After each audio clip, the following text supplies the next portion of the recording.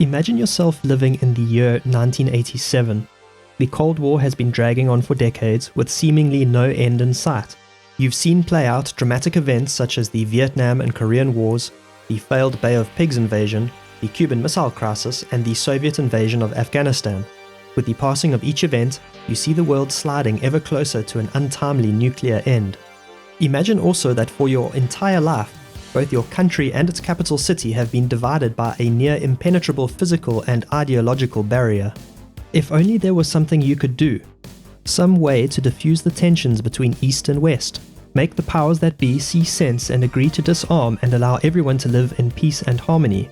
In October 1986, the nuclear disarmament talks between the USA and the Soviet Union in Reykjavik ended in a stalemate. Many Germans no doubt feared that their divided and occupied nation would be the first to be hit should the Cold War turn hot. These are the kind of thoughts and fears that we can imagine were running through the mind of then 18-year-old Matthias Rust.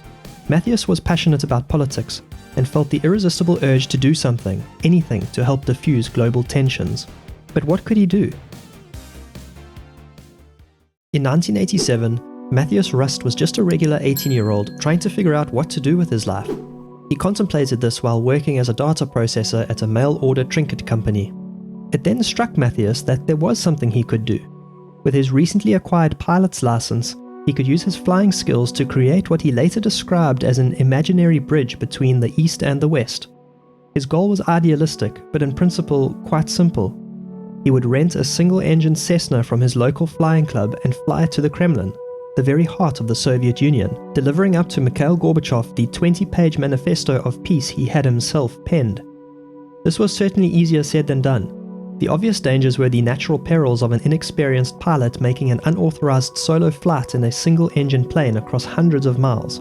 Matthias, however, likely also remembered that in 1983 the Soviet Union infamously shot down Korean Airlines Flight 007 after it unwittingly strayed into Soviet airspace, killing all 269 passengers on board. Matthias himself reckoned he had about a 50% chance of success, but he refused to let those odds scare him from his mission. And so Matthias booked a 1980 Cessna Skyhawk 172 from his flying club. The plane had been modified with auxiliary fuel tanks to provide him with enough range to make it to Reykjavik and then on to Moscow. On the 13th of May 1987, Matthias told his parents that he was going on a flying tour of Northern Europe to earn flying hours towards his commercial license. He departed from Uetersen Airfield outside Hamburg and headed towards the Shetland Islands. The next day he flew to the Faroe Islands and on the 15th on to Reykjavik. He spent a week in Iceland, all the while debating whether to follow through on his plans. After steeling himself, he decided to press on towards Helsinki. There he filed a flight plan to Stockholm, which was to serve either as cover for his true plans or a backup plan in case he chickened out. On the 22nd of May, he took off from Helsinki, holding his approved flight path until leaving the control of Finnish air controllers. After continuing his journey a few more minutes, he then pulled his flight controls to the left, towards Moscow. Finnish radar detected the change in course, and after his radar signature disappeared from their screens, launched a search and rescue operation in an area where a helicopter pilot reported seeing an oil slick in the sea. That search was, however, in vain because Matthias had then entered Latvian and thus Soviet airspace. From this point on, every minute in the air was a gamble against death. The Soviet military began tracking Matthias's unauthorized flight, with 3 missile units being put on alert. As he passed over Latvia and along the coast of Estonia, he put on a crash helmet he had brought along in case of a bumpy landing. The Soviet military continued to track his flight, with army units on the ground being placed on high alert and 2 interceptor fighter jets being scrambled. One of the fighter pilots misidentified Matthias's plane as a Russian-made Yak-12 sports plane. It was thought therefore that the flight was in fact authorized and posed no threat.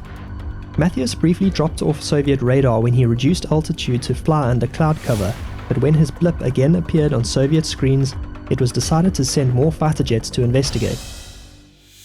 Rust was then intercepted by a MiG-23, which flew alongside him, attempting to contact him over the radio, but this was done in vain because the radios of the 2 planes operated on different frequencies. The MiG eventually returned to base, allowing Matthias to continue on. Matthias then passed through an Air Force training zone where at least half a dozen other aircraft of a similar size to his were in the air. Air controllers, thinking a student pilot had forgotten to enter his transponder code, marked his radar signature as friendly. Through a series of further fortunate events and lucky air traffic coincidences, Matthias miraculously managed to continue unmolested all the way to his final destination in Moscow. As the spires of the Kremlin and St. Basil's Cathedral grew larger, he realized that landing his plane would be more challenging than he had anticipated. His original plan was to land in Red Square, but the area was as usual crowded with people, which meant landing there was too dangerous. He also considered landing within the walls of the Kremlin itself, but decided against this, thinking his stunt would not then garner as much public attention, and would also give the Soviets an opportunity to make him disappear, all the while denying the incident ever happened. Matthias settled on landing along a 4-lane bridge near to St. Basil's Cathedral. By another stroke of luck, many of the thick cables spanning the bridge which otherwise would have prevented a safe landing had been removed for maintenance that day. Matthias landed his plane on the bridge safely and then taxied his way into the Red Square. Climbing out of his plane, he met the faces of dozens of curious Russian onlookers. In response to being asked where he was from and what he was doing, Matthias said that he was on a peace mission from Germany. When he clarified that he was from West Germany, not the East, they were shocked even more. Matthias was soon thereafter arrested and spent some hours being interrogated by the Soviet authorities, who were hard-pressed to believe that he had acted alone. Ultimately, Matthias was charged, tried and convicted of violating international flight rules and illegally crossing the Soviet border. He was sentenced to 4 years in a Soviet labor camp, but never made it there, spending his sentence in a Moscow prison. Matthias probably wasn't aware of the full extent of the fame he accrued by his stunt, and what effect it had by proving that the Soviet military machine was not at all impenetrable. He also, of course, never met Gorbachev nor delivered his manifesto, so Matthias likely felt he had failed and faced nothing but hard years ahead in prison. However, following the signing of the Non-Proliferation Treaty between the USSR and the United States, Matthias was released from prison as a gesture of good faith after serving just 14 months of his sentence. The impact of Rust's flight was about as significant as he could have hoped for. What became known as the Freedom Flight is still regarded as one of the most famous aviation feats in history, with the newspapers of the day referring to Matthias as the new Red Baron. That Matthias was able to easily penetrate the Soviet entire air defense system and fly right into the heart of the Kremlin struck an enormous blow to the reputation of the Russian military. The humiliation and the fallout from the incident set the stage for Mikhail Gorbachev to purge the opponents to his Western-friendly policies of openness and economic reform.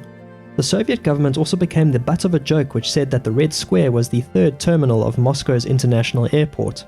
Today, the Cessna aeroplane rented by Matthias is on display in the German Technical Museum in Berlin. Unfortunately, the optimistic activism of Matthias's teen years seemed to fade into a rebellious criminal nature, with Matthias stabbing a female co-worker in a German hospital in 1989 while serving community service.